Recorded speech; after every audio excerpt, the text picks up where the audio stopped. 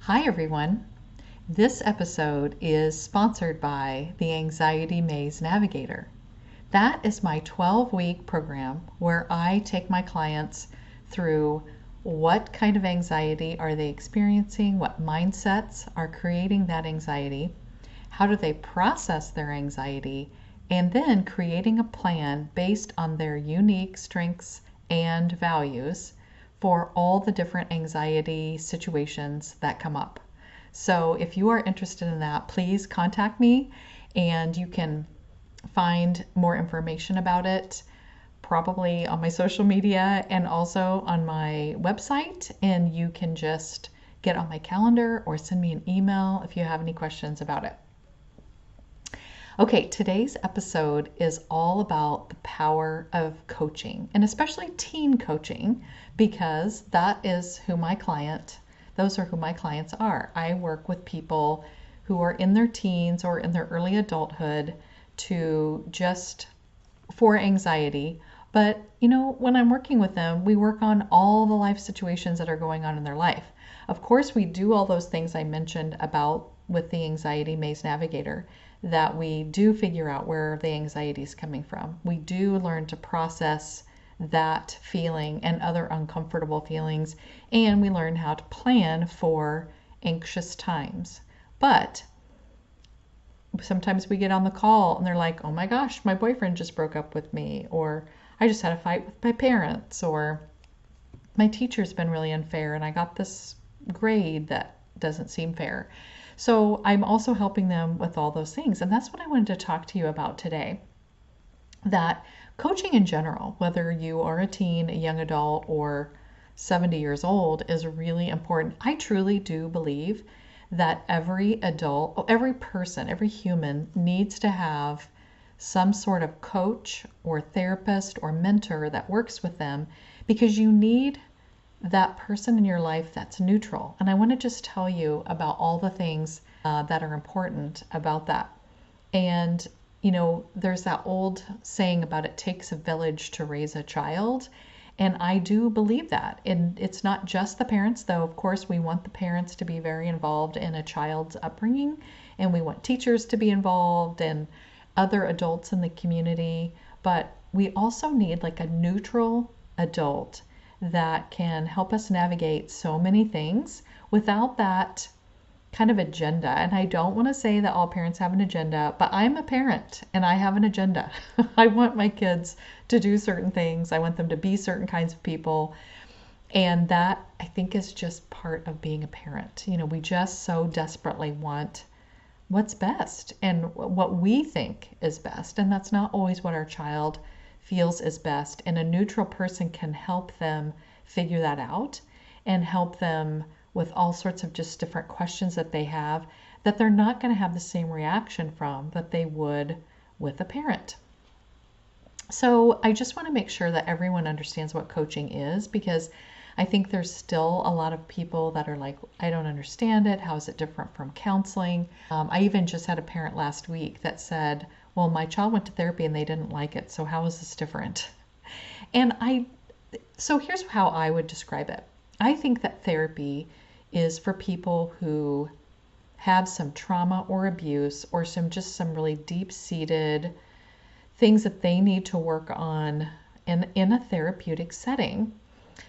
And they might also possibly need medication, or they are on medication and they need help navigating that piece of it. Now, some of my clients are on medication, and that they can be. I can't diagnose that or get them medication.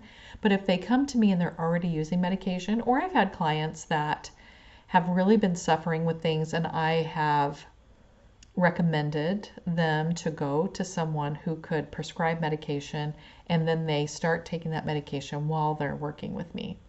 But so a therapist is going to go back into the past and look about, where did this begin? How did this get started? Whatever it is.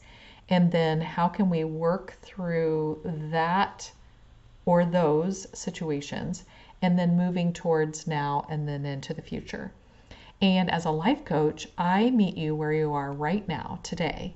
What is happening with you right now? And then what do you want in the future? What are your goals? And then how are we going to work towards those? And so I think I'm a great addition to somebody who's in therapy because the therapist is working on the other stuff. And then I'm taking them where they are right now and helping them. I also think because there in many areas there is sometimes a 6-month wait to get into a therapist. Why not use a life coach to help you in that time while you're waiting, and instead of just suffering, get some relief for that suffering now and still go to the therapist in 6 months when your appointment comes up. But why not get some help before that? And there are enough life coaches, probably not for everyone, but there are a lot of life coaches that could take the brunt of that, like when you need immediate help, immediate relief, and then they can give you that relief while you're waiting to get to that therapist. So as a coach, then I would talk to the parents and the teens. Sometimes I talk to them together, sometimes I talk to them separately, but I find out what are the goals, like how is anxiety showing up in your life. What do you wish it wasn't taking away from you? And then how can we create the things you do want to be happening for you? And how can I help you get there? And I'm kind of like, I focus on empowering them to get to that. I'm sort of an accountability partner and a cheerleader when they get to that successful part that they wanted to. So I feel like with the coaching, I'm helping teens to just build those essential life skills that they need to have to be a successful adult. And I do have some young adults that are also in my practice. I have a 21-year-old client, I have a 24-year-old client, and I'm helping them with the same things, like that decision making, that what's the next step, what do I do? One of my clients was even in their first year of their chosen career, and we were working on, all of that, what some people call impostor syndrome, when you're like, I don't think this is right for me, I don't think I'm doing a good job.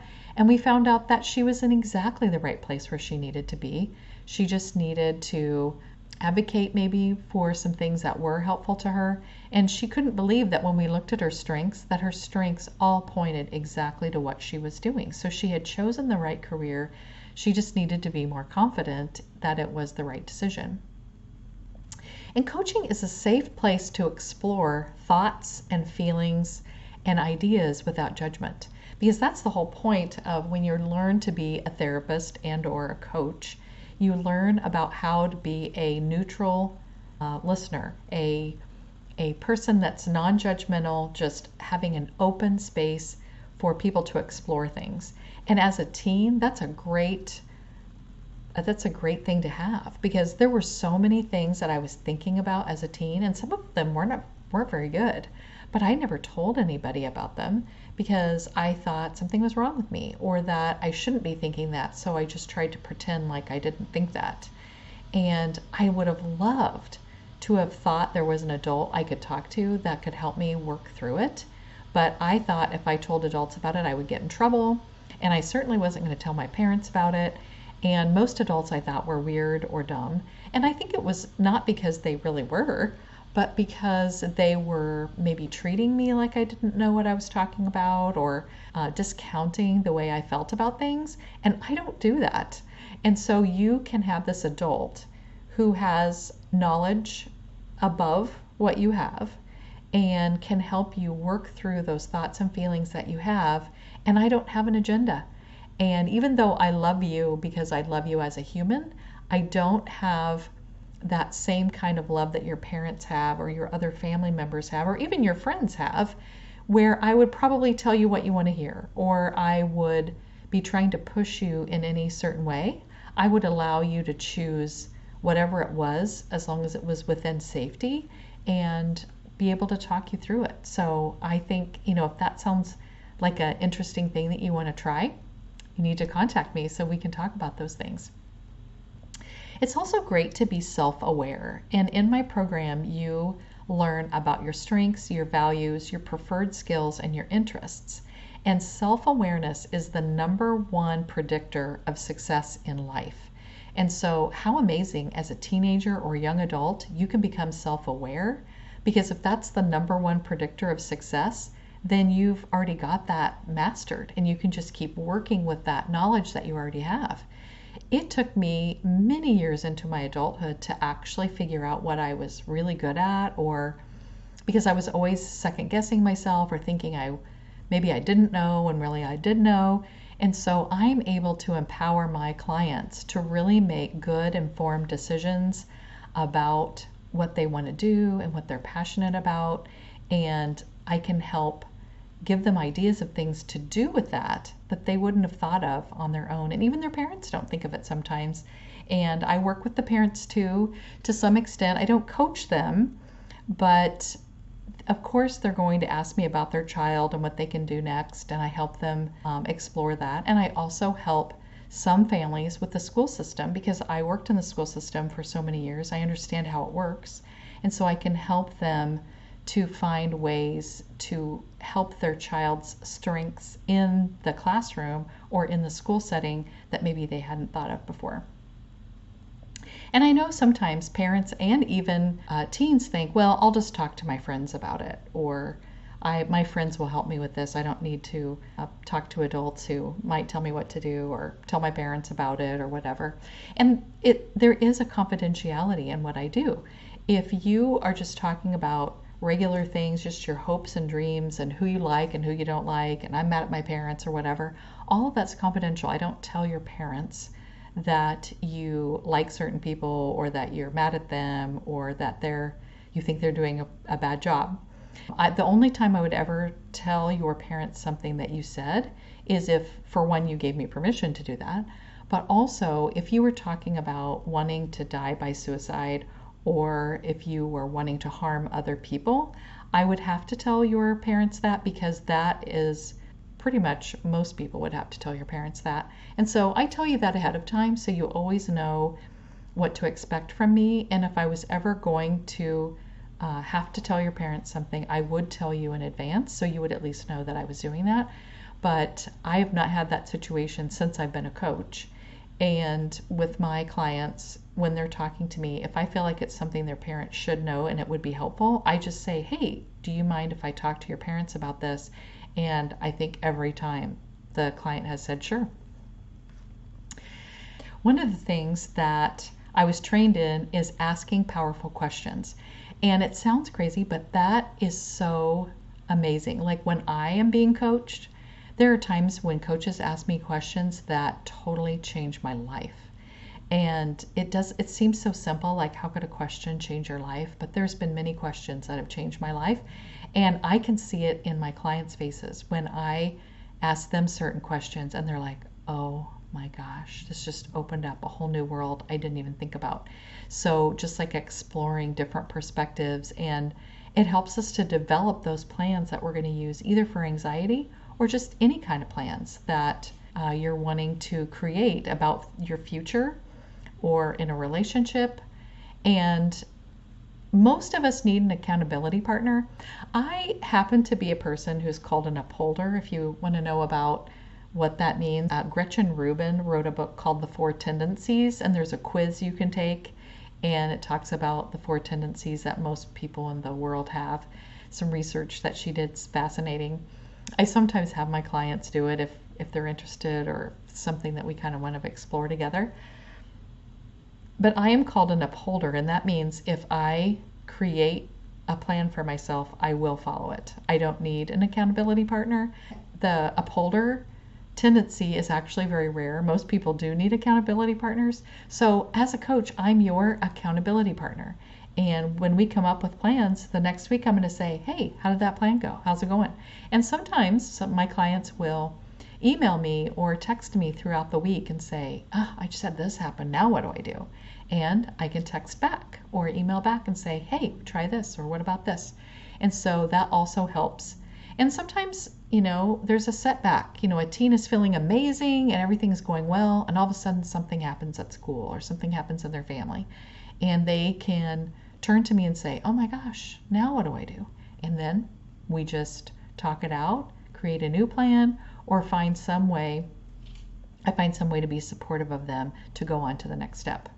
So I want to tell you about a couple of the success stories that I've had. And this is certainly not all of them. I just kind of thought of, like, off the top of my head, what are some amazing things that are happening. And what my 21-year-old client, she's in college, and last year she did, well, she's been doing this internship that's away from home every summer. That's part of what she wants to do as an adult. And since she's away from home, last year she was kind of afraid and sort of stayed in her apartment when she didn't have work to do, because she didn't know how to explore the town. And she didn't realize that on Memorial Weekend that she was going to have that break, because she's just working along, and then she's like, oh, wait a minute, I don't have work on Monday. What am I going to do? And she decided, I'm just going to go explore the beach all by myself. She spent the entire day by herself. She said, I had the best fun. I learned so much. I saw things that I would have never seen if I wasn't by myself. And it was like such an independence and such a confidence that she had because she spent the time by herself. And she said, it's all the work that we've done together that made me realize I can totally do this on my own. And now a whole new world has been opened up to her. So I'm so excited for her about that. The other thing that happened to her was last semester was the hardest semester that she had so far in her major. And she got so sick midway through. She had 105 temperature at one point. And of course, it takes forever to get your strength and stamina back. And even her brain was foggy for a couple of weeks after having such a high fever.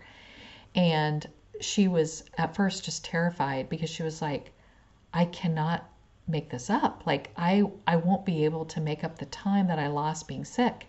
And every week, I just kept meeting with her. It's going to be fine. Let's take this one piece at a time. Let's do this. Let's do this. Let's do this. She ended the semester, I think, with all A's, even though she had that setback. And it was just so amazing to be like her when she finally saw her grades, and she was like, oh my gosh, I totally did it. I'm like, I had no fears of it at all the whole time.